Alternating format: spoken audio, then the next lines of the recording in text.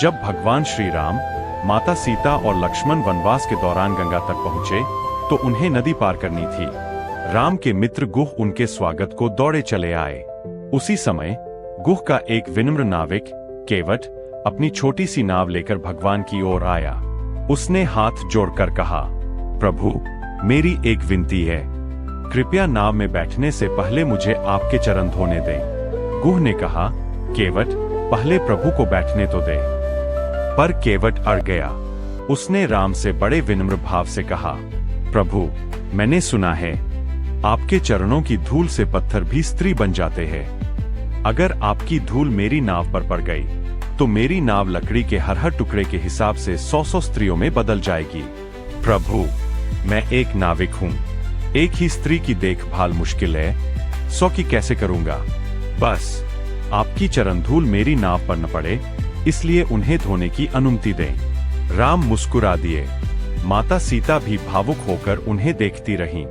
केवट ने प्रेम से उनके चरण धोए, फिर अपने हाथ जमीन पर रखकर बोला, प्रभु, कृपया पहले मेरे हाथों पर पग रखें। आज मेरे पाप धोने का अवसर मिला है। राम ने उसके निर्मल हृदय को स्वीकार किया।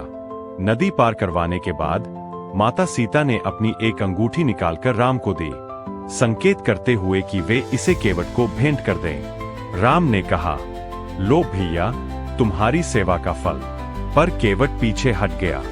नहीं प्रभु, एक ही पेशे वाले एक दूसरे से कीमत नहीं लेते। जैसे एक नाई दूसरे नाई से पैसे नहीं लेता, एक धोबी दूसरे धोबी से नहीं लेता, क्योंकि हम एक ही काम करते हैं। प्रभु, राम ने हंसकर पूछा, भैया, तुम नाविक और मैं? केवट ने हाथ जोड़कर झुककर उत्तर दिया, प्रभु, मैं लोगों को गंगा के इस पार से उस पार ले जाता हूँ और आप संसार के इस पार से उस पार ले जाते हैं, तो हमारा पेशा एक ही हुआ ना। मैं आपसे क्या लूं?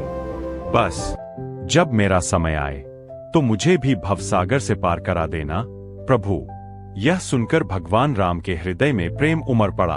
उन्होंने केवट को गले लगा लिया।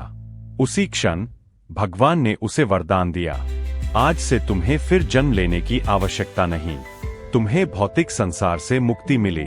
और केवट अपने छोटे से सेवा भाव के कारण जन्म मृत्यु के चक्र से सदैव के लिए मुक्त हो गया। हम अक्सर ईश्वर से भौतिक चीजें मांगते हैं, जैसे किसी सम्राट से सिर्फ 1 रुपया मांग लेना, जबकि वही प्रभु पूरा संसार देने की क्षमता रखते हैं। कितने मूर्ख हैं हम, जो स्रोत को छोड़कर संसार के पीछे भागते हैं।